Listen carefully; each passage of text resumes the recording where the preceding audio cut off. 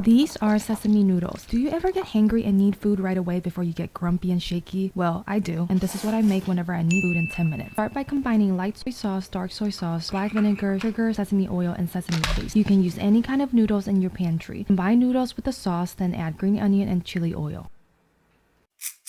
Let's make crispy rice paper dumplings. I keep seeing these on social media and finally decided to give it a try. These dumplings are super crispy, juicy, and savory. First, I make the filling by mixing ground beef, cabbage, garlic, and green onion together. Then add soy sauce, sesame oil, rice vinegar, sugar, and white pepper. Mix them together, toss it in a pan with carrots and saute it until brown. Dip a sheet of rice paper into warm water for a few seconds. Place the filling onto the center, fold it like a burrito, wrap it again with another sheet of rice paper. Pan fry it until all sides are crispy and golden brown. Ta-da!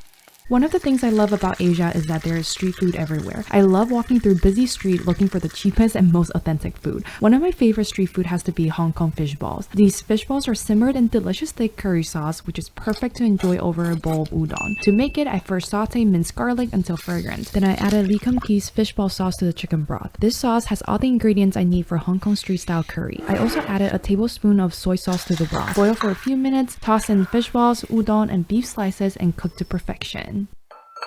If you want to impress your date but you're broke AF, you need to make this pineapple fried rice. This is a quick and easy meal that is cheap to make and tastes better than takeout. Costco sells pineapple for $3.99 and you can use leftover rice and vegetables to make this meal in under 30 minutes. Trust me when I say this dish will impress anyone. Make sure you add eggs so it looks like you know what you're doing. I like to mix egg yolks to the rice to give that golden color. Add shrimps if you want to step up your game. And guess what? You only need one pan for this recipe. Add vegetables, rice, egg whites, and pineapple. Stir fry for a few minutes. Then add soy sauce, fish sauce, salt, and pepper. Serve it in the pineapple and you can thank me later. This is kimchi grilled cheese candied croissant sandwich. I know smashed croissant was an old trend, but it is such a great way to use stale croissant, so that's what I'm doing today. But I'm taking it up another level with kimchi. First, I used a rolling pin to flatten the croissants. Then I melted some butter in the pan and drizzled honey onto the croissant to give that caramelized texture. And I added slices of cheese and kimchi for some spice. Let it cook for a few minutes until the cheese is melted. If this is not the perfect grilled cheese sandwich, I don't know what is.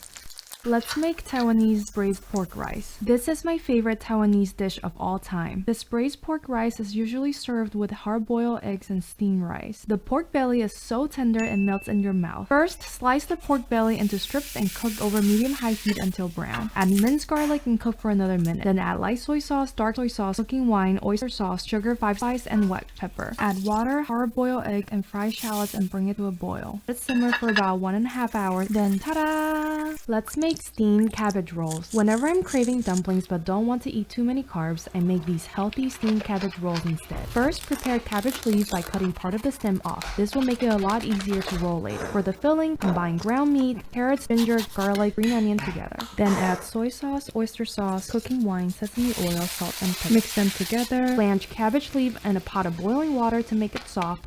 Roll the leaf like a burrito. Steam them for about 15 minutes. Then ta-da!